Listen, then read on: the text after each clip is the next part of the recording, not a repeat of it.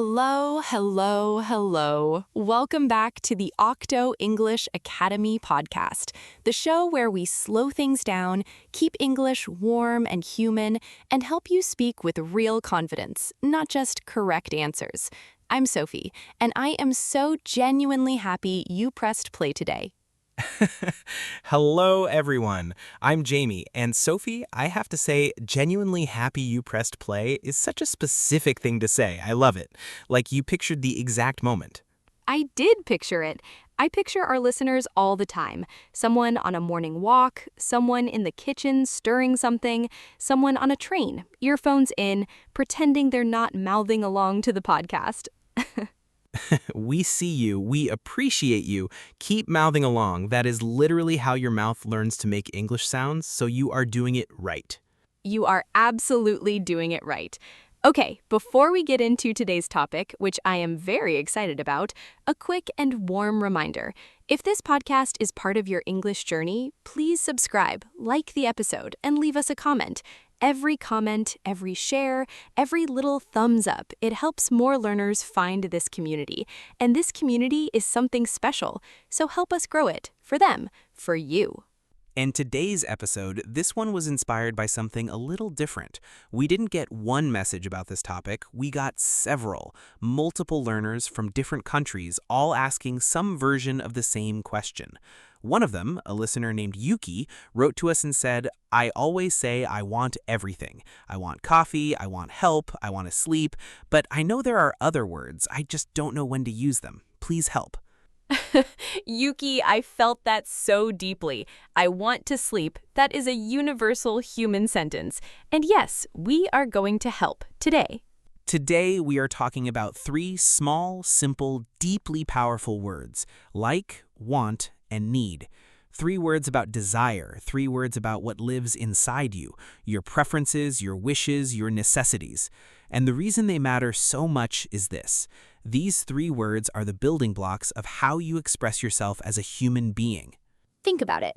Almost everything personal you say in English involves one of these three words, or a feeling that belongs to one of them. I like spending time alone. I want more connection in my life. I need someone to talk to. These are not just vocabulary items. These are windows into who you are. And learners very often collapse all three into want. Everything becomes want. I want coffee, I want help, I want friends, I want sleep, I want a holiday. And while those sentences are not wrong, they leave a lot of feeling on the table, a lot of meaning that could be expressed that isn't. So today, we're picking up those feelings off the table. We're giving each word its own space, its own life. By the end of this episode, you won't just know these three words, you'll feel them. And that makes all the difference. No grammar stress. Real life, please. Let's begin. Let's start with like, because I think like is the one that gets used least, and it deserves so much more love. It really does. So what is the life moment that like belongs to? Like is about enjoyment, preference, the things that feel good to you, the things that bring you pleasure, comfort, or satisfaction. When you like something, there's no urgency, there's no desperation. It's just, this is something that makes my life better. This fits me. Like is calm. Like is steady. Like is the quiet, comfortable part of your personality that says, this is me. These are my things. This is what I enjoy. Real life, please. Here are three like sentences. I like walking in the evening when it's quiet. She likes working in small teams. She finds it more personal. We like cooking together on weekends. It feels like us. Do you hear the temperature of those sentences? They're warm, they're settled. There's no urgency, no desperation, no deadline. Just a person describing something that belongs to their life and brings them a kind of quiet happiness. And like is incredibly useful for introducing yourself, describing your personality, connecting with people. If you're meeting someone new and you want to open up a little, like is the door. I like quiet mornings. I like people who are honest. I like it when a plan comes together. A classic. And notice, like can refer to activities, situations, feelings, people, objects. It's flexible. I like her. She's very direct. I like that restaurant. I like when it rains. It covers a beautiful range of human preference. Now let's move to want. And want, this is the one that lives in desire, in active wishing, in the direction your heart or your mind is pulling you toward right now. Want has movement in it. Like is settled and calm. Want is leaning forward. Yes, want is about something you're reaching for, something that isn't yours yet or not happening yet, and you are oriented toward it, you're aiming at it. It might be something simple and immediate, like a cup of coffee, or something deep and long-term, like a change in your life, but either way, want is desire in motion. Real life, please. Here are 3 want sentences. I want to visit Japan before the end of the year. He wants a job where he actually feels valued. They want to move somewhere quieter. The city is exhausting them. Do you feel the energy? In each of those sentences, there's direction. There's a gap between where the person is now and where they want to be. And want is the word that lives in that gap. It's desire, it's aspiration, it's the heart pointing at something. And here's something beautiful about want. It's honest. It's vulnerable, actually. When you say, I want something, you're admitting that you don't have it, that there's something missing, that you're hoping. And in a language learning context, that takes courage, but it also builds real connection. When you tell someone what you want, you let them see you. I love that. And want is also incredibly versatile. I want a coffee, immediate, physical. I want to feel understood, deep and emotional. I want you to know how much this means to me, relational and sincere. One small word, so many layers of human experience. Now, need. And we touched on need a little in our last episode when we talked about need to, but today we're looking at need as its own standalone word, not need to do something, just need. And the life moment need belongs to is necessity, something that is not optional for your well-being, your functioning, your survival, emotional or physical. Need is the deepest of the 3. Like is a preference. Want is a desire in the moment. Need is a necessity. If you don't get what you need, something genuinely suffers. Your health, your work, your relationships, your inner peace. And needs can be physical, your body telling you something, or emotional, your heart telling you something, or practical, your life situation telling you something. All are valid. All deserve to be expressed. Real life, please. Here are 3 need sentences. I need sleep. My body is completely exhausted. She needs support right now. She's going through something really difficult. This project needs more time. If we rush it, the quality will suffer. Do you hear the weight in those sentences? Need carries urgency. It carries truth. It carries something that cannot be ignored or postponed without consequence. Need is the most serious of the 3. Not scary, but honest. Deeply, clearly honest. And this is where learners sometimes hold back. Saying, I need feels more vulnerable than saying, I want, because need admits that something is genuinely missing, that you're not fine without it, and that can feel exposing. But here's the thing. Being able to say, I need in English, clearly and calmly, is one of the most powerful things you can do, in work, in relationships, in life. It's actually a sign of self-awareness and emotional intelligence. People who can say, I need space right now, or I need more clarity on this project, or I need you to listen without interrupting, those people communicate well. They get more of what they actually need because they name it. Name it to claim it. I love that for language learning and for life. Okay, let's do contrast pairs, because this is where it really clicks. Same general area of life, all 3 words, so you feel the differences side by side. Let's use food, because food is universal and everyone understands it. I like pasta. This is a preference. Pasta is something in your life that you enjoy. Maybe you make it often. It's part of who you are in some small, comfortable way. I want pasta tonight. This is a desire right now. You're craving something specific. There's direction in the sentence. You're leaning towards something. I need to eat. I haven't eaten anything since this morning. This is a necessity. Your body is sending a clear signal. This is not about preference or desire. This is about function. Same general topic, food, 3 completely different conversations. Like is personality, want is desire in the moment, need is a real pressing truth. Let's try another one, relationships this time. I like people who are calm and honest. This is your preference, your type, what naturally appeals to you in another person. I want a relationship where I feel truly seen.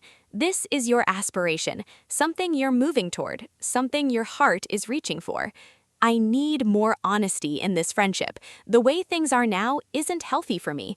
This is a boundary, a necessity, a clear statement of what must exist for this relationship to work. Wow, 3 sentences, 3 completely different levels of depth and urgency, and all 3 are about the basic human experience, connection with other people. And notice, in real life, you might feel all 3 at once. You like something about a relationship, you want something more, you need something to change. English gives you 3 different words for those 3 different truths. Use them all. Let's do one more contrast. Work. Because so many of our learners use English professionally, and being clear and precise at work changes everything. I like working on creative projects. They energize me. Preference, self-knowledge. Good to share in interviews, conversations with your manager, team introductions. I want to take on more responsibility this year. Aspiration, direction. Telling someone where you're headed and what you're hoping for. I need more clarity on my role. I'm not sure which decisions I'm allowed to make. Necessity, clear, professional, direct. This is something that genuinely affects your ability to do your job well. And that last sentence, I need more clarity on my role. Imagine how much better a working relationship becomes when someone can say that, instead of being confused and frustrated and silent. Just, I need more clarity. Clean, honest, respectful. That's the power of vocabulary, not just for tests, for actual human moments. Okay, emotional check-in time. Jamie, I want to ask you something honestly. Is there something you like, something you want, and something you need right now in this moment? Oh, that is a very direct question. Okay, honestly, I like this conversation. I genuinely enjoy doing this podcast. It never feels like work. I want it to reach more people. More Yukis, more Carloses, more Marias. I want the community to grow. And honestly, I need a sandwich. I didn't eat before recording and I can feel it. See, that's perfect. 3 layers, 1 person. All real, all valid. And expressing them, even just to me, even casually, is a form of connection. That's what language is for. What about you? Me? I like slow mornings. I genuinely do. I like when there's no alarm and I can just exist for an hour before the day starts. I want to travel more this year. There are places I've been dreaming about. And I need my listeners to know that I'm proud of every single one of them for showing up for themselves by learning this language. I need them to hear that. That's a beautiful need, Sophie. Thank you. Okay, no grammar stress. Let's get practical. Part 3, practical time. And I want to start with a listener participation moment that is a little different from usual. Because today we have 3 words. I want to give you 3 sentences, 1 for each word. And I want you to say all 3 out loud. This is your little self-portrait in English. Are you ready? This is my favorite thing we do. Complete these 3 sentences out loud right now. Don't wait. I like blank because it makes me feel blank. I want blank this year.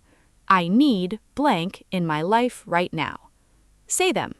Maybe, I like reading before bed because it makes me feel calm. I want to improve my English this year. I need more time for myself in my life right now. Those are mine. Now say yours. And notice something. When you said those sentences, you weren't reciting grammar. You were describing yourself. That's what fluency feels like, when the language starts to carry your actual life. Say it with us one more time. Fill in just the first one together. I like blank, and that says something true about who I am. Go ahead, say it out loud. Because it does say something true. Every I like is a small act of self-expression in English, right now. That is extraordinary. Okay, mistake correction time. And as always, we share these with love. These are the mistakes of people who are trying, who are speaking, who are brave enough to put sentences into the world. That courage deserves respect. Always. First common mistake. I hear this a lot. Learner says, I am liking this movie. Let's fix it gently. Like is a feeling word. It describes a state, how you feel about something. And in English, state or feeling words don't usually take the continuous form in the present. You don't say, I am liking. You say, I like. It's the same with love, hate, prefer, know, believe. These describe your inner state, not something actively happening in this moment. I like this movie is the natural, correct form. The memory trick is like is not an action you perform. It's a condition you're in. You don't do liking, you just like. So it stays simple. I like, you like, she likes. Clean and easy. And nobody dies if you say, I am liking. But now you know the more natural form, and knowing it gives you more confidence. Second common mistake. Learner says, I am wanting to improve my English. Same principle, slightly different word. Want is also a state word, a desire state. And like, it doesn't usually take the continuous form in everyday speech. You say, I want to improve my English, not I am wanting. Simple, direct, natural. Now, there is one situation where wanting can sound okay, and that's in a very specific, slightly formal or rhetorical context. What I'm really wanting is a genuine conversation. But in everyday speech, just say, I want. Your listener will understand you instantly, and you'll sound completely natural. Third mistake, and this one is about choosing the right word, not just the form. Learner says, I need a pizza right now, when they mean they're hungry and in the mood for pizza. Let's fix it gently. Need is strong. It means genuine necessity. If you use need for everything you want or like, two things happen. First, the word loses its power. People stop believing your needs are serious. And second, it can sound a little intense. If a friend asks, what do you want for dinner, and you say, I need pizza, they might think you have a medical condition. A medical pizza condition. Exactly. So if it's a preference in the moment, use want. Save need for when you genuinely mean it. And when you do use need, people will listen because they know you mean it. That's such good advice. Keep need honest and it stays powerful. Fourth and final, a quick one about like in questions, because this one trips up a lot of learners. Learner says, do you like to go or do you like going? Both are actually correct. I like to swim and I like swimming are both natural. The meaning is nearly the same. So if you're not sure which form to use after like, both are fine. Relax. Relax is one of my favorite instructions, and it applies here completely. Always. Okay, confidence exercise. Say this out loud right now, full voice, like you mean it. I like who I am becoming. I want to keep growing. I need to trust the process. Say it again. I like who I am becoming. I want to keep growing. I need to trust the process. 3 words, 3 layers, 1 person. That sentence is a whole life philosophy, and you just said it in English. Not perfect, but confident. That is more than enough. And now, the closing story. 1 character, 3 words, 1 journey. His name is Marcus. He's been learning English for 2 years. One evening, he sits with a notebook and writes 3 sentences. He writes, I like learning languages. It opens doors I didn't know existed. Then, I want to have a full conversation in English without stopping to translate in my head. And then, after a long pause, he writes, I need to stop being afraid of making mistakes. He reads the 3 sentences back. He doesn't know it yet, but he just described his whole journey, his enjoyment, his dream, his deepest obstacle, all in 3 words: like, want, need. Marcus found his English in 3 words, and so can you. That's the whole lesson.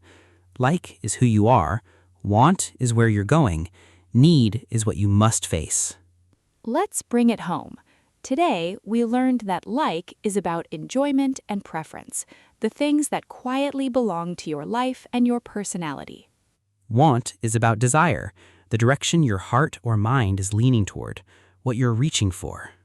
Need is about genuine necessity, what your body, your emotions, or your situation truly cannot do without.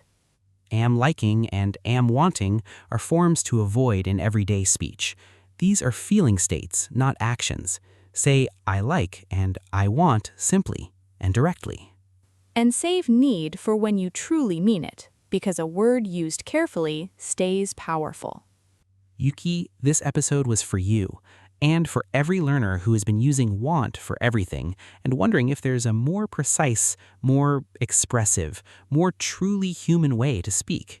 There is, and you just found it. Please subscribe to the Octo English Academy podcast. Leave us a comment. Tell us one thing you like, one thing you want, and one thing you need right now in this moment. We read every single message, and your words might become someone else's lesson. English is not a test, it's a tool, and today you sharpened it beautifully. Communication first, grammar later. Just keep speaking. Take care of yourselves. Keep going. Bye for now. Bye, everyone.